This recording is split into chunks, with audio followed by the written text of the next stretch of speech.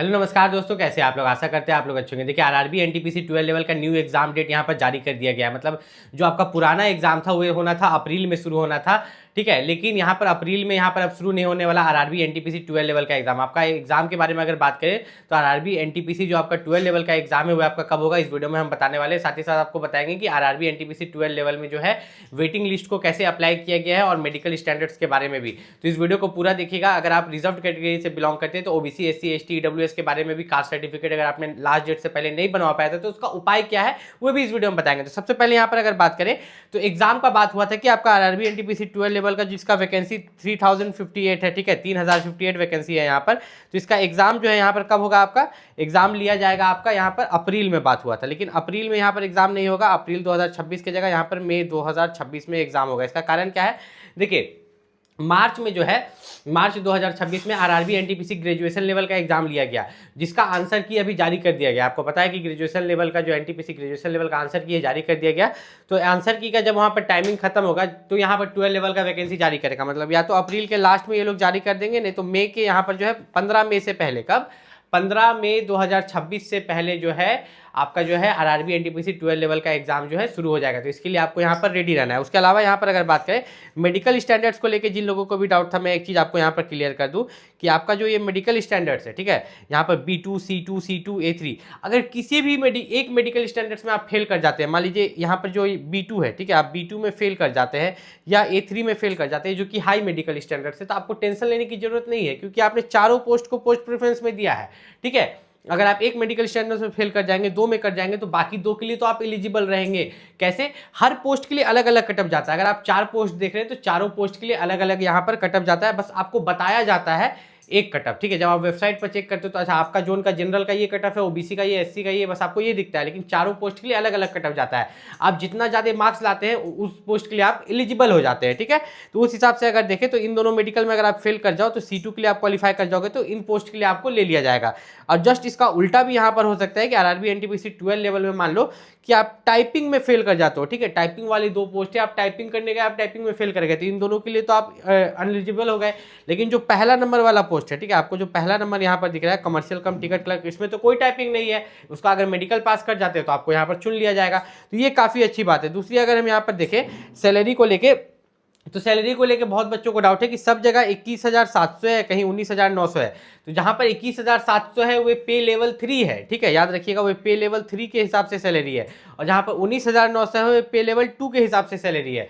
तो जहां पर पे लेवल 2 के हिसाब से सैलरी है वहां आपकी सैलरी बनेगी 30,000 से लेकर 35,000 के बीच में, और जहां पर पे लेवल 3 के हिसाब से सैलरी है वहां आपकी सैलरी बनेगी 35,000 से लेकर 40,000 के बीच में स्टार्टिंग सैलरी आपकी यहाँ पर जो है बनने वाली है। अब आरआरबी एनटीपीसी 12 लेवल का एग्जाम जो है आपके पास ज्यादा समय बचा नहीं है, अप्रैल के लास्ट में भी शुरू हो सकता है या 15 मई से पहले, ठीक है, 15 मई से पहले आपका आरआरबी एनटीपीसी 12 लेवल का एग्जाम शुरू हो सकता है।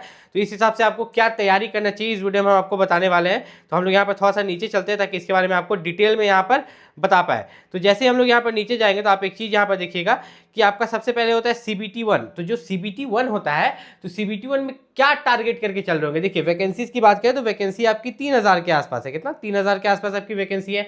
फॉर्म अप्लाई लाखों में हुआ है, मतलब लाखों बच्चा फाइट कर रहा है मात्र 3,000 पोस्ट के लिए। तो सोचिए कट ऑफ का लेवल क्या होगा, ठीक है। तो इस हिसाब से आप हर एक जोन का कट ऑफ नहीं निकाल सकते, लेकिन मैं आपको एक एवरेज सेफ स्कोर दे सकता हूँ, ठीक है। वो एवरेज सेफ स्कोर क्या है मैं आपको बताता हूँ। देखिए यहाँ पर टोटल अगर आप देखिएगा जनरल अवेयरनेस में 40 क्वेश्चन है, तो आप सोच के देखिए कि हर बच्चा कितना टारगेट करेगा। मैंने एक सर्वे चलाया, ठीक है, गूगल फॉर्म्स के जरिए, जिससे मुझे पता चला कि जनरल अवेयरनेस का जो बच्चा मॉक टेस्ट दे रहा है वो 40 में से 20 से ज्यादा सही कर ही नहीं पा रहा है, ठीक है, 40 में से 20 से ज्यादा क्वेश्चन सही नहीं कर पा रहा है। अच्छा से अच्छा जो धुरंधर है 25 तक पहुंच पा रहा है, लेकिन एवरेज 20 चल रहा है।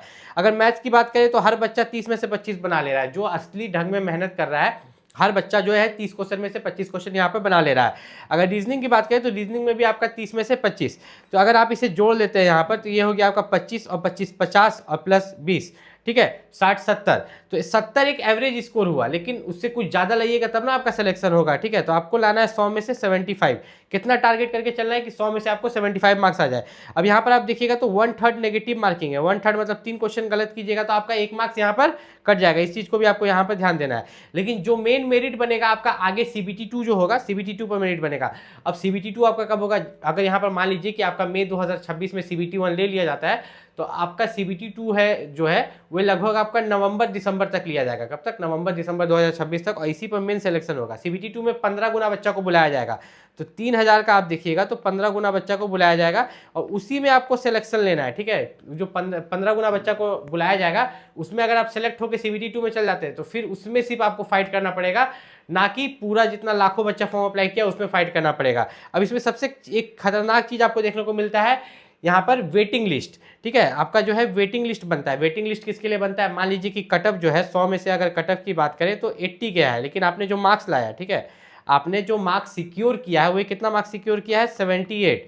तो आप तो कटअप से 2 मार्क्स कम लाए हो, आपको वेटिंग लिस्ट में रखा जाएगा और 1 साल तक वेटिंग लिस्ट में रखा जाएगा। अगर कोई बच्चा जॉब छोड़ के जाता है, ठीक है, किसी दूसरा एग्जाम उसका निकल जाता है, तो उसके जगह आपको ले लिया जाएगा। ये काफ़ी अच्छी बात है RRB NTPC में। और अगर आप भी RRB NTPC की तैयारी करें तो सबसे मेन यहाँ पर एग्जाम क्रैक करने के लिए क्या है? सबसे पहले आप सिलेबस कंप्लीट करो। मैं हर बार बोलता हूँ, सबसे पहले किसी भी एग्जाम की तैयारी करो। रेलवे का एग्जाम, RRB NTPC रेलवे के अंदर आता है। रेलवे का सिलेबस सबका सेम है, रीजनिंग, मैथ, GK।